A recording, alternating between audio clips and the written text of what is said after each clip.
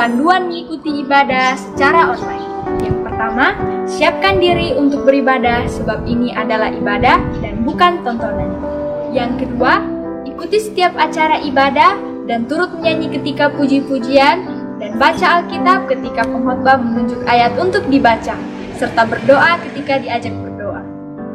Yang ketiga, karena ini adalah ibadah dan bukan tontonan, jangan bercakap-cakap selama ibadah berlangsung. Yang keempat, berpakaian yang sopan dan hidup dengan sopan. Selamat menikmati lawatan Tuhan. Tuhan Yesus memberkati.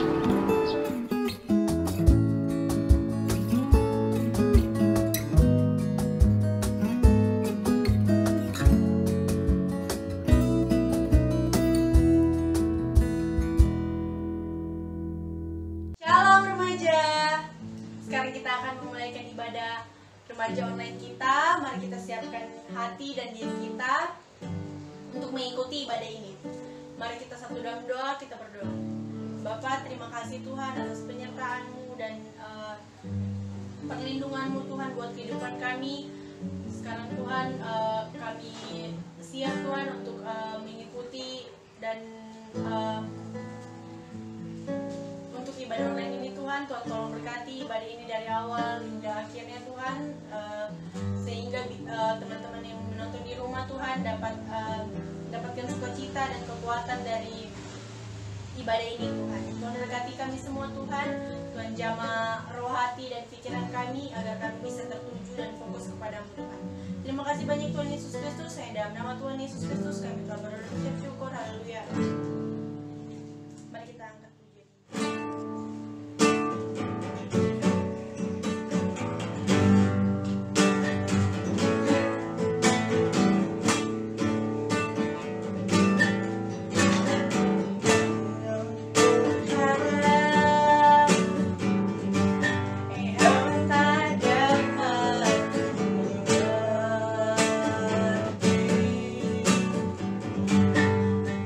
Now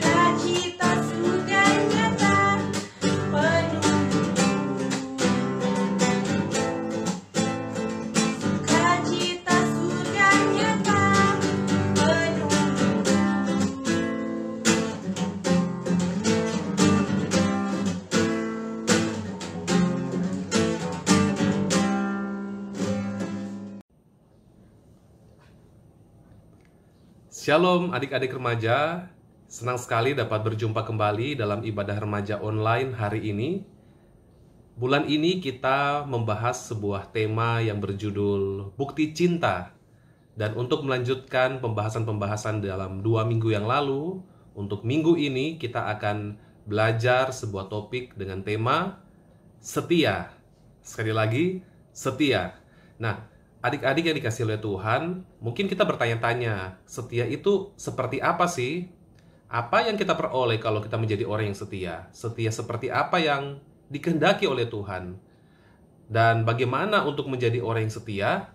Oke, baik. Yang pertama, kita mau tahu dulu, apa sih definisi dari setia? Setia adalah berpegang teguh pada janji, pendirian, dan sebagainya. Jadi setia itu adalah berpegang teguh.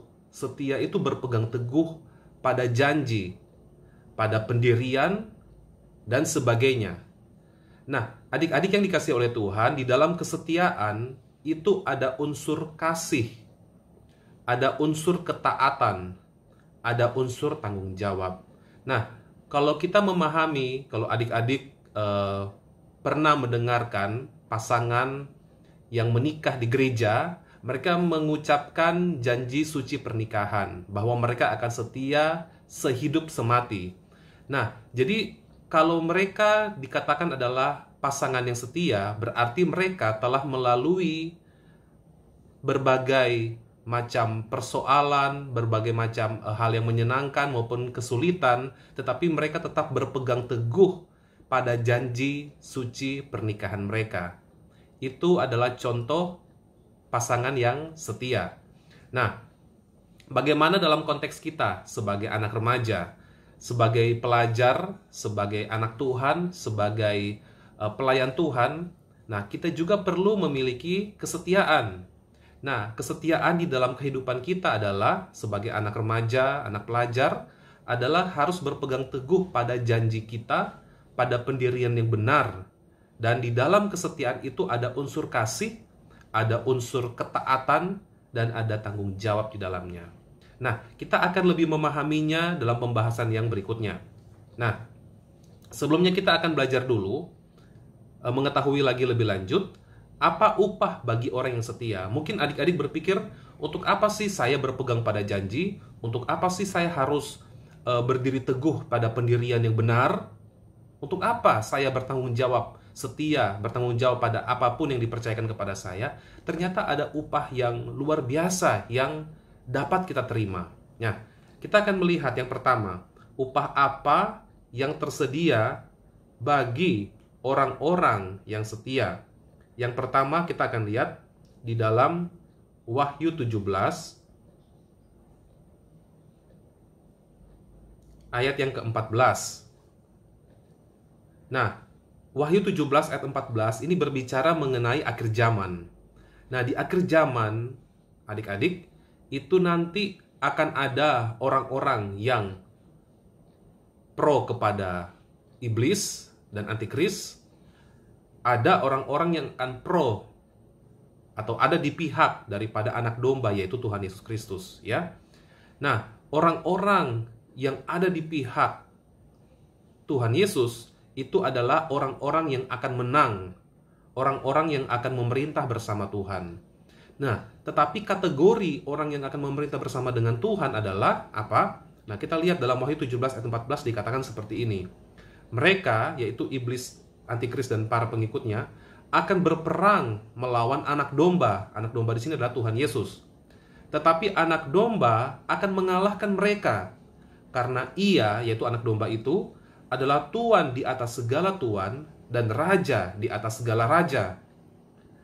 Mereka bersama-sama dengan dia, yang bersama-sama dengan anak domba, juga akan menang, yaitu mereka yang terpanggil, yang telah dipilih, dan yang setia. Nah, jadi saudara, yang pertama, apa upah bagi orang yang setia? Yang pertama adalah kemenangan.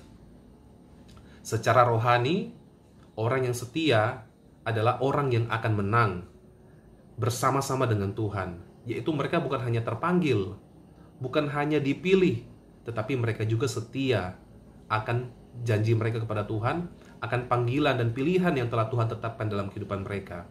Setia akan meraih kemenangan, baik secara rohani maupun secara jasmani.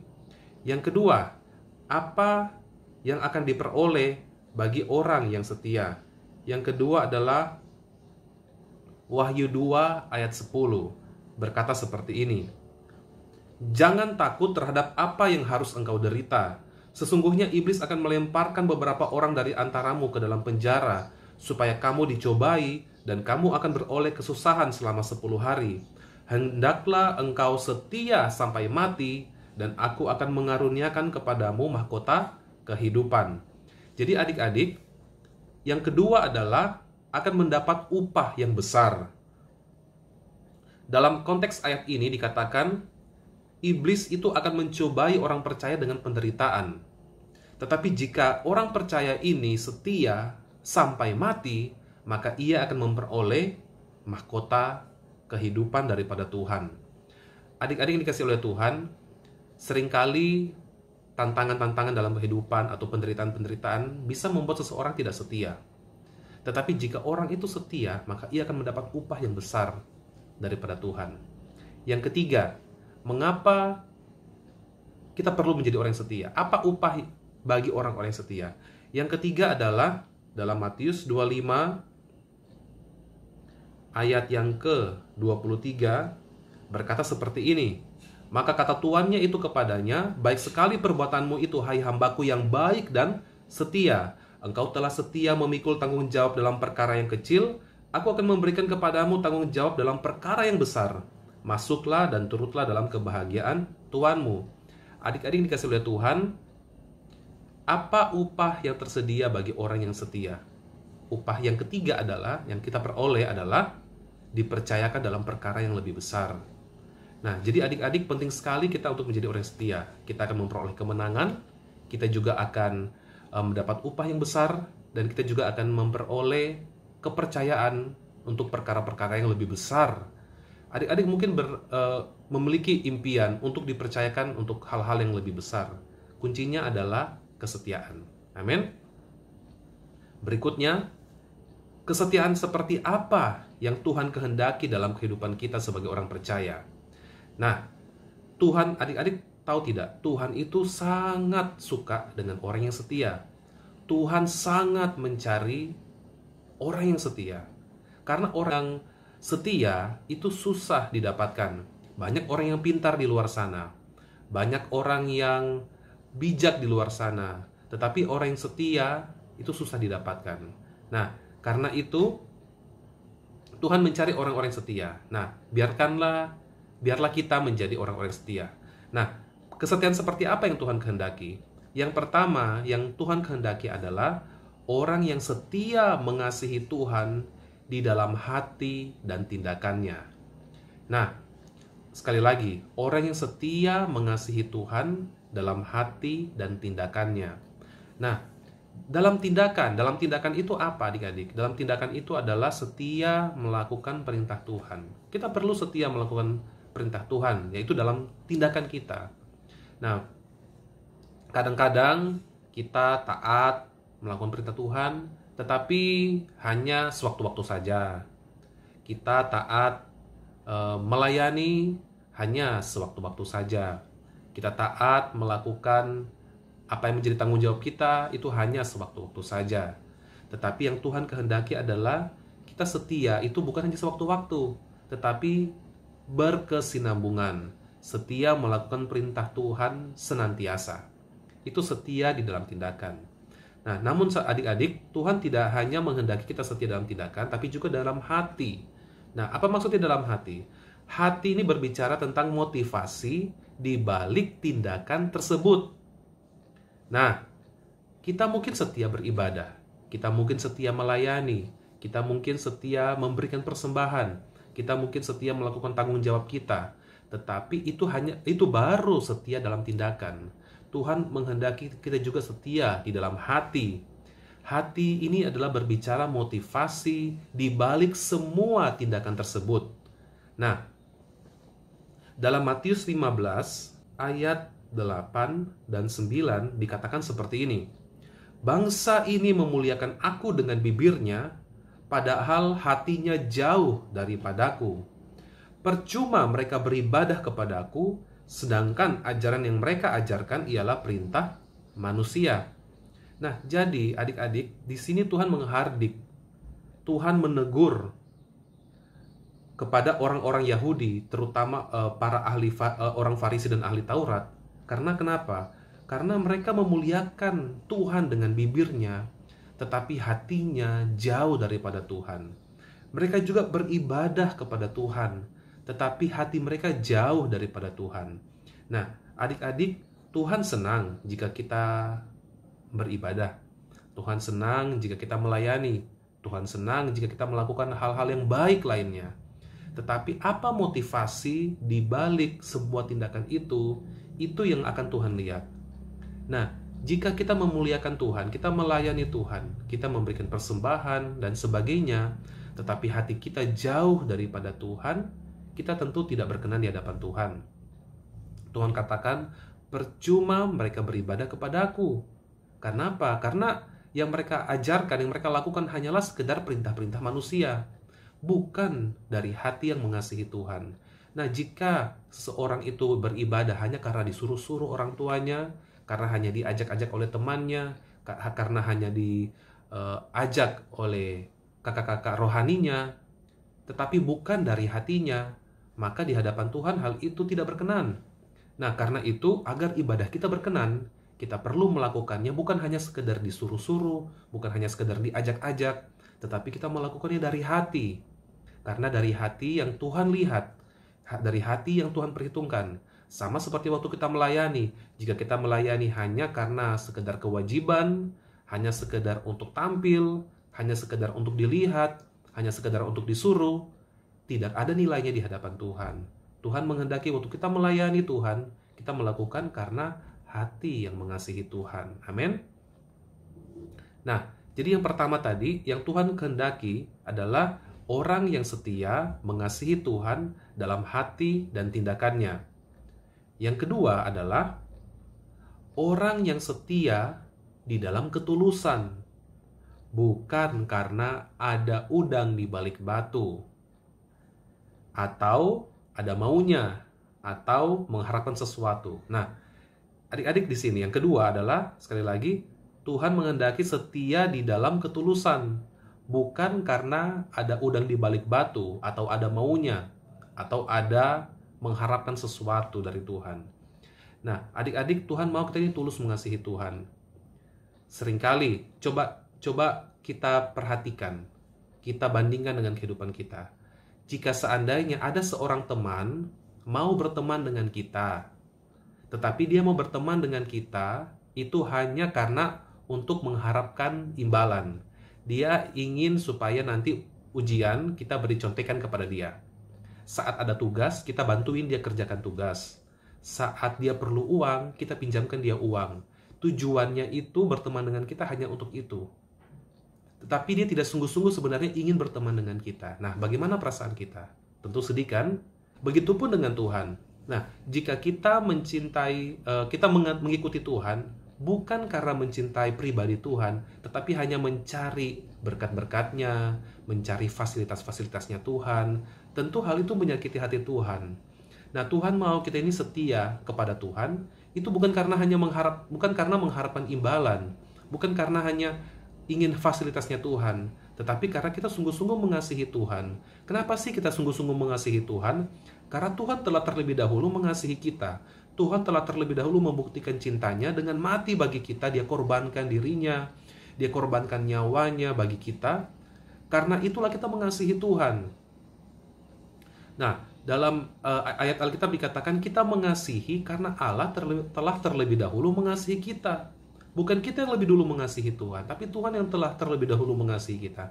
Karena itu saudara, kalau kita memahami kasih Tuhan yang begitu besar, kita akan mengasihi Tuhan karena apa yang telah Tuhan kerjakan kepada kita, karya penebusannya, bukan karena apa yang akan Tuhan berikan. Ingat, kita mengasihi Tuhan karena apa yang telah Tuhan lakukan, yaitu kebaikan yang luar biasa, kesetiaan yang luar biasa, pengorbanan yang luar biasa. bukan karena apa yang akan Tuhan berikan bagi kita. Amin. Nah, yang ketiga adalah setia di dalam suka dan duka. Dalam kehidupan manusia, kita tidak akan pernah bisa menghindar dari yang namanya suka dan duka. Senang dan susah, itu semua adalah bagian dalam kehidupan. Pengkhotbah pasal 3 itu berkata bahwa ada waktunya kita bersuka cita, tertawa, ada waktunya kita menangis. Nah, Tuhan mau kita setia di dalam seluruh musim kehidupan kita. Ada kalanya kita senang, ada kalanya kita tertawa. Tuhan mau kita setia waktu saat kita tertawa. Kadang-kadang orang kalau saat dia senang atau tertawa, dia setia sama Tuhan. Wah, puji Tuhan, saya diberkati Tuhan luar biasa. Saya akan setia mengiring Tuhan. Oh Tuhan, terima kasih, Engkau telah baik padaku. Saya akan setia ibadah, saya akan setia melayani. Berkat yang Tuhan berikan akan saya gunakan untuk pelayanan, untuk beribadah dan sebagainya.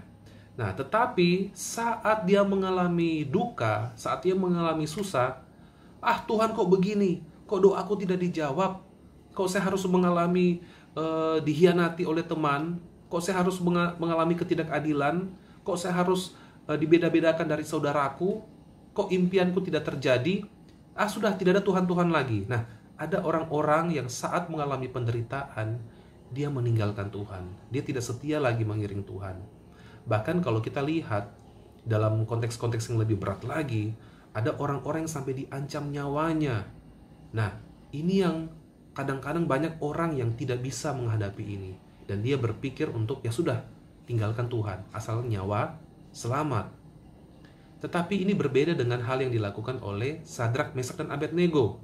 Waktu mereka dihadapkan oleh dapur api, oleh kematian di depan mereka, pilih, kamu menyembah Tuhanmu tapi mati, masuk dalam dapur api, atau kamu kalau mau hidup, sembahlah patung raja Nebukadnezar.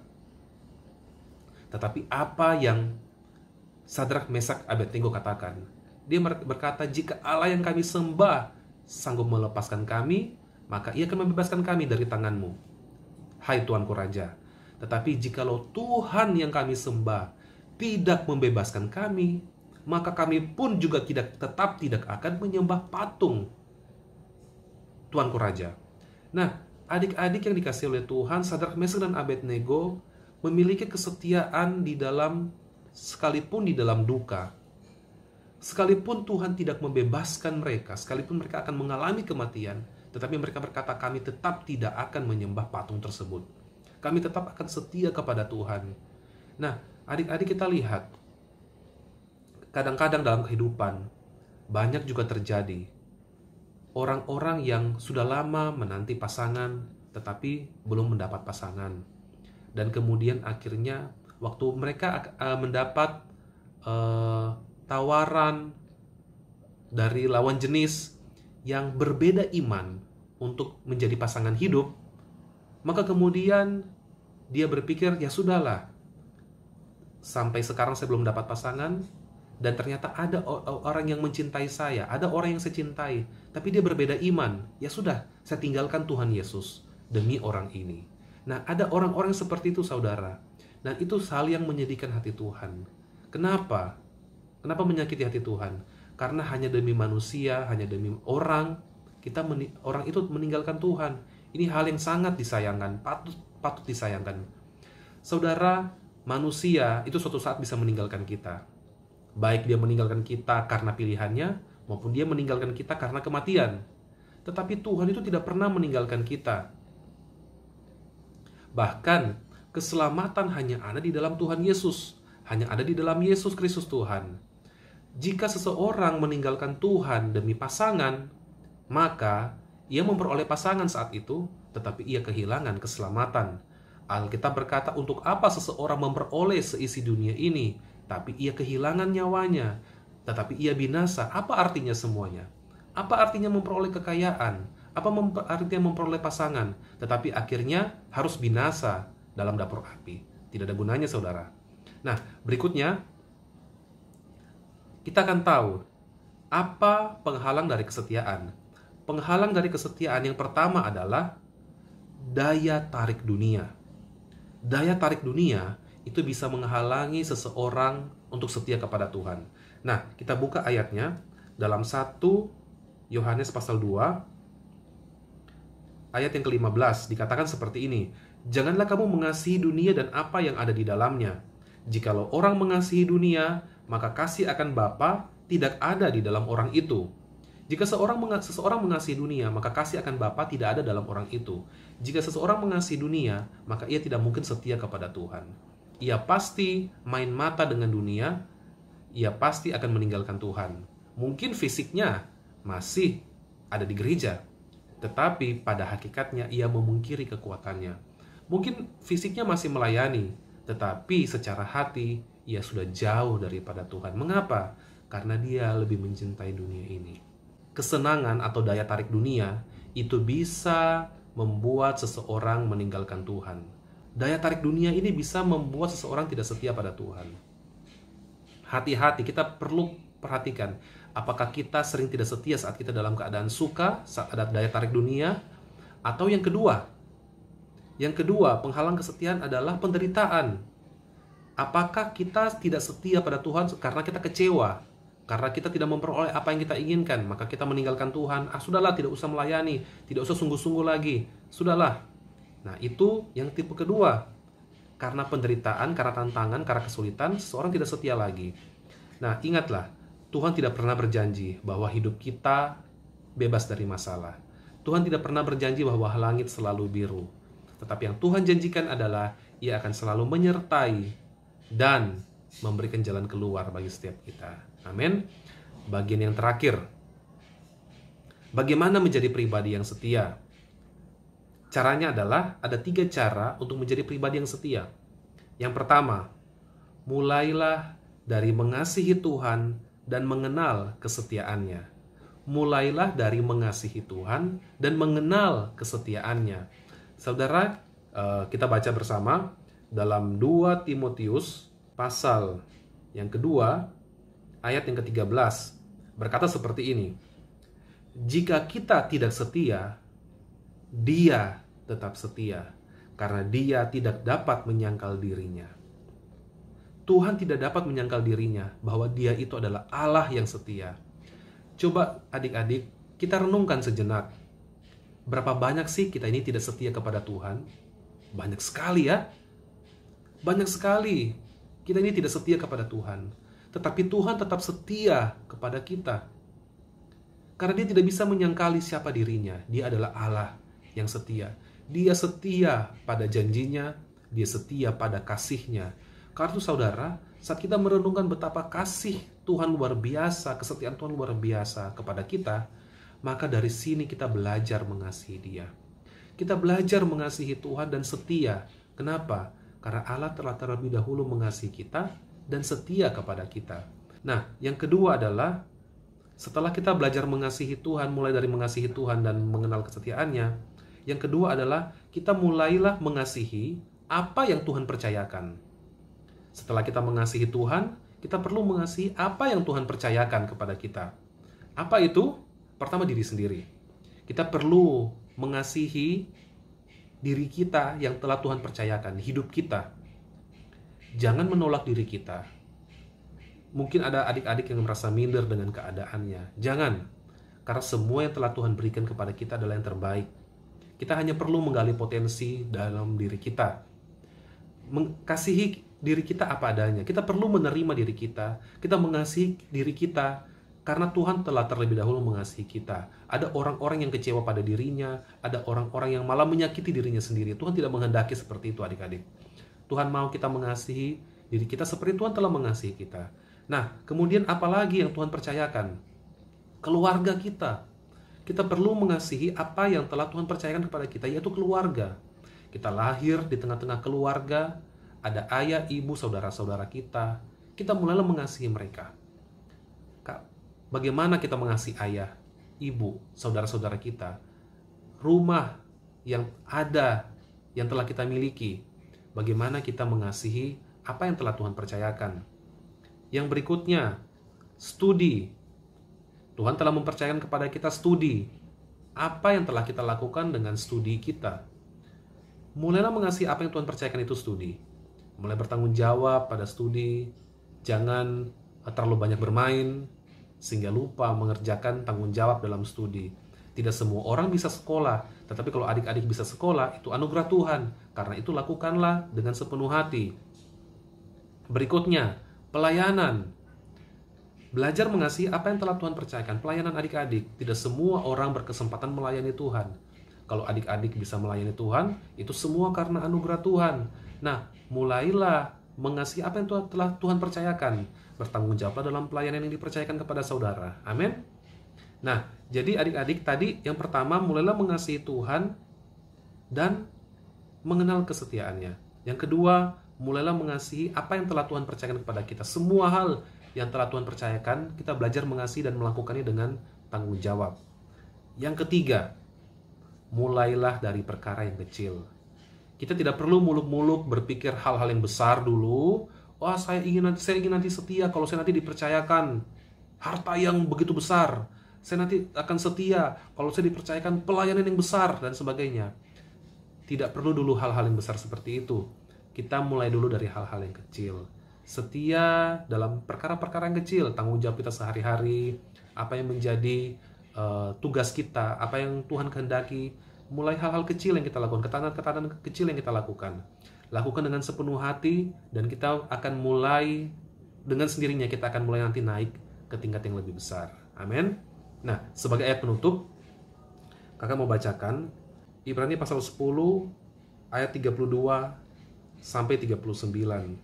Adik-adik, saat ini kita memasuki kondisi yang kurang menyenangkan karena pandemi COVID-19. Tetapi adik-adik, kita tidak pernah tahu sampai kapankah masa-masa ini akan berakhir. Kita tidak pernah tahu, bahkan kita tidak pernah tahu ke depan nanti akan seperti apa yang akan kita alami. Tetapi seandainya keadaan tidak makin baik, kita harus tetap setia kepada Tuhan. Nah, Ibrani pasal 10 ini akan menjadi ayat penutup bagi kita semua. Kita baca bersama Ibrani 10 ayat 32, dikatakan seperti ini. Ingatlah akan masa yang lalu. Sesudah kamu menerima terang, menerima Kristus, menerima Injil, kamu banyak menderita oleh karena kamu bertahan dalam perjuangan yang berat. Berarti adik-adik, sesudah kita menerima Kristus, itu hidup tidak selalu mulus. Kita bisa menghadapi banyak penderitaan seperti ayat ini katakan. Kemudian ayat 33 berkata, baik waktu kamu dijadikan tontonan oleh cercaan dan penderitaan, maupun waktu kamu mengambil bagian dalam penderitaan mereka yang diperlakukan sedemikian. Baik itu penderitaan individual secara pribadi maupun penderitaan secara kolektif, secara bersama-sama. Sebagai orang percaya, mungkin kita dihina juga sebagai orang percaya, itu penderitaan secara bersama ya. Kemudian ayat 34. Memang kamu telah turut mengambil bagian dalam penderitaan orang-orang hukuman, dan ketika harta kamu dirampas, kamu menerima hal itu dengan sukacita, sebab kamu tahu bahwa kamu memiliki harta yang lebih baik dan yang lebih menetap sifatnya. Berarti di sini ada penderitaan-penderitaan karena iman juga. Penderitaan karena iman, tetapi kita bersukacita karena yang kita peroleh, harta yang sesungguhnya itu ada di surga, itu lebih menetap sifatnya daripada harta di dunia. Ayat 35. Sebab itu janganlah kamu melepaskan kepercayaanmu, karena besar upah yang menantinya.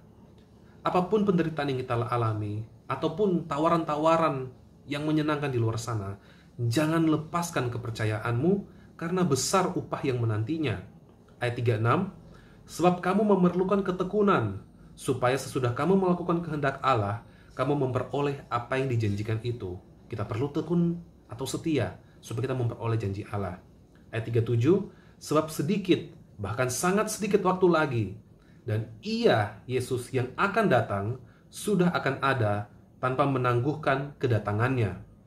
Tetapi orangku yang benar akan hidup oleh iman, dan apabila ia mengundurkan diri, maka aku tidak berkenan kepadanya. Ingat ini baik-baik. Jika kita mengundurkan diri dari iman, kita tidak akan berkenan di hadapan Tuhan. Ayat 39, ayat terakhir. Tetapi kita bukanlah orang-orang yang mengundurkan diri dan binasa, tetapi orang-orang yang percaya dan yang beroleh hidup.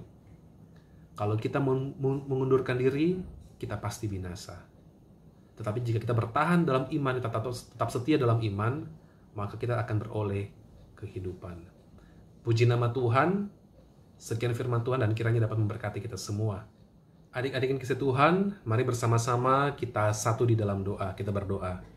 Terima kasih Bapa, kami bersyukur atas kebaikan Tuhan yang telah kami alami. Kami bersyukur akan kesetiaan Tuhan yang begitu luar biasa dalam kehidupan kami.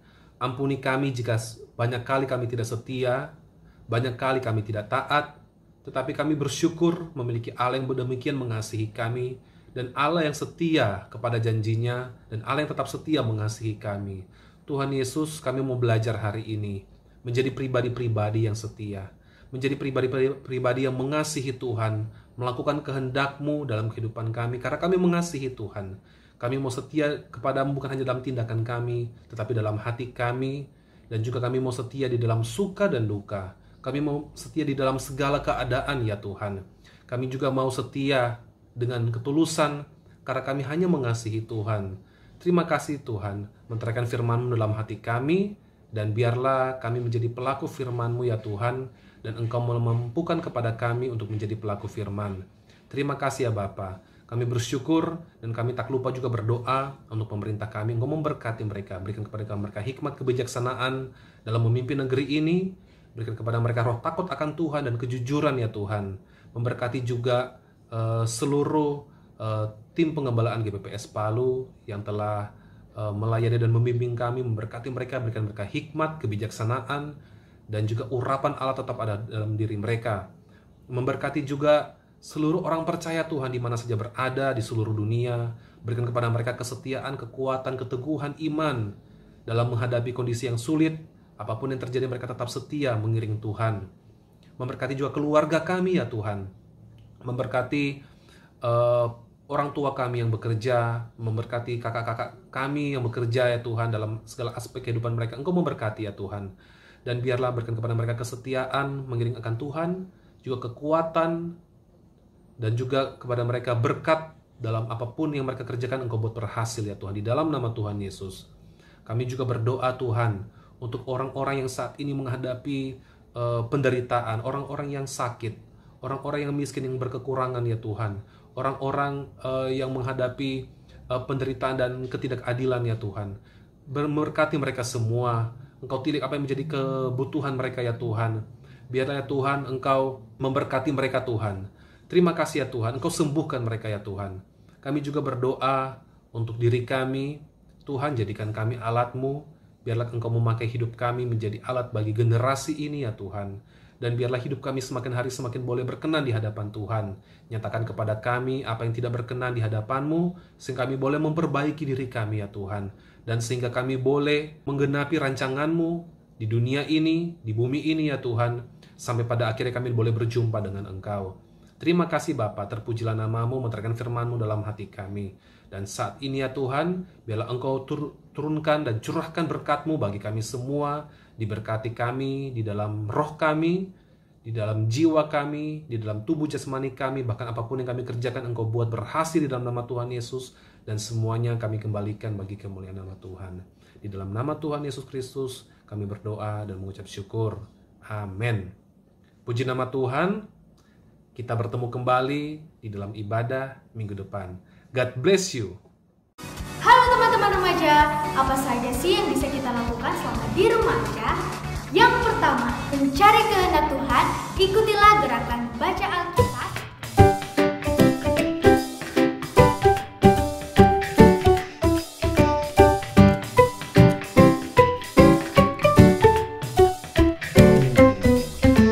Jangan kendorkan hubungan pribadimu dengan Tuhan melalui doa dan membaca firman-Nya. Ambil waktu bersih tenang untuk membaca bagian yang sudah ditentukan, merenungkannya, dan menemukan kehendak Tuhan bagi kita. Mari seluruh remaja GPPS Palu ambil bagian mengikuti gerakan ini. Iman, pengharapan, dan kasih. Kita akan semakin kuat di dalam Tuhan menjelang kedatangan Tuhan kembali. Tetap berdoa dan berjaga-jaga meskipun kita tidak bertemu secara langsung. Dalam roh kita tetap bersama-sama. Yang kedua, mempererat hubungan dengan keluarga, ambil waktu untuk mengobrol dengan keluarga, dan bantu pekerjaan mereka di rumah. Yang ketiga, membangun masa depan karena ada banyak ilmu yang bisa kita dapatkan selama kita di rumah. Pakailah internet untuk hal-hal yang bermanfaat, belajar hal-hal penting untuk mempersiapkan masa depan. Untuk info ayat-ayat gerakan baca Alkitab, So, jangan lupa follow akun Instagram Remaja GBPS Palu.